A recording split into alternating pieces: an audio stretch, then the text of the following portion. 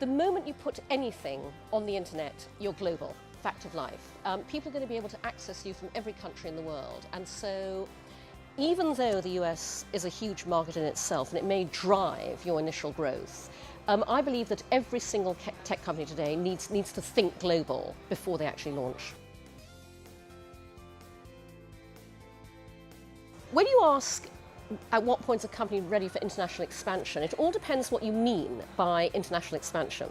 So in my case, with two early stage startups that are user-generated crowdsourced platforms, we actively looked for a response from the world. And we went, we're going to focus on markets where we see the biggest response to what we do. So in a way, you don't need to have mapped out an international strategy or plan, but you do need to be prepared to respond to places in the world where people go, we want this.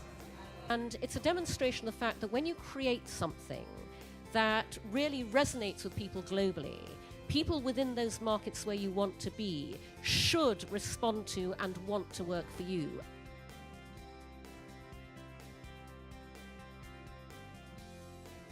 I have quite different challenges with each of my startups, but I would say that in the case of If We Ran the World, that is designed to help companies do good and make money simultaneously. And that is still a very future-forward concept for a lot of companies all around the world, so that's a barrier there. In the case of Make Love Not Porn, every piece of business infrastructure other startups can take for granted. We can't because the small print always says no adult content, and that is true all around the world. So that's our biggest barrier in terms of being able to really scale and grow the way that we'd like to.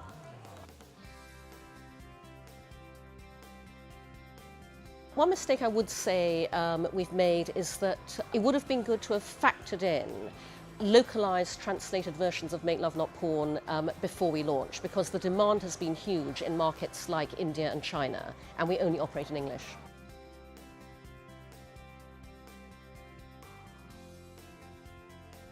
I think I would say that for me the best example of global expansion is Twitter.